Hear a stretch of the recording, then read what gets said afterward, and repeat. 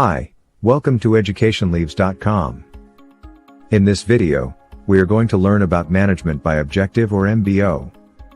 Topics that we are going to cover in this video are: what is MBO? Definition of MBO, process of management by objective, advantages, and disadvantages of management by objective. When we hear the term MBO, the first question that comes into our mind is, what does MBO stand for? Well, full form of the MBO is management by objectives.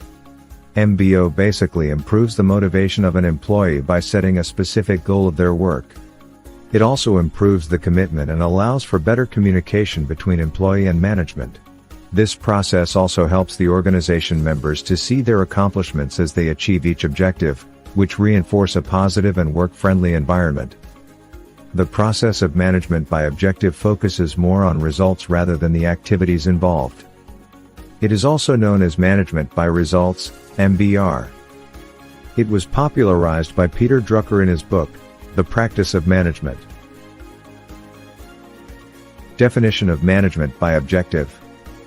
MBO or management by objective is defined as a management practice, which aims to increase organizational performance, by clearly defining the goals and subordinate objectives of the organization, that are agreed to both management and employees. Process of MBO. 1. Define the goals of the organization. Defined organizational goal helps manager and supervisors to guide employees' effort in a strategically way, and they work to achieve it. 2.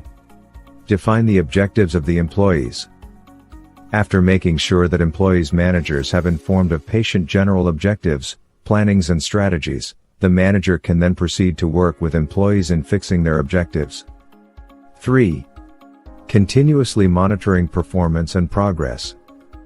It is not only essential for making line managers in business, but also it is equally important for monitoring the performance and progress of the employees. 4. Performance evaluation. Performance evaluation lets an employee understand where does he or she stands as compared to other employees in the organization. 5. Providing feedback. One of the main parts of the MBO process is taking feedback from valuable clients that allows to monitor and correct or improve actions of the product or organization. 6. Appraisal of performance. A regular review of the performance of the employee within organizations is called performance appraisal. By the performance appraisal, a supervisor can review the payment of an employee. Advantages of MBO. 1. It forces the manager to simplify the plan and activities for the best results. 2. Employees commit themselves to give their best to move its achievements. 3.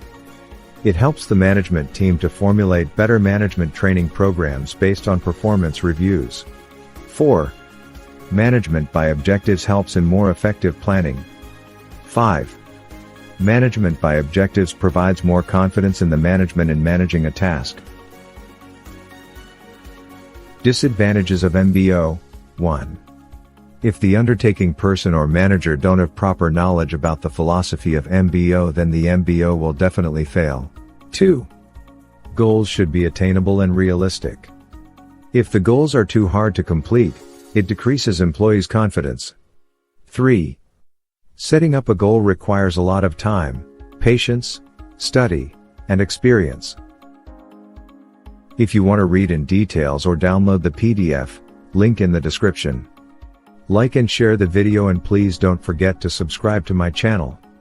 Thanks for watching.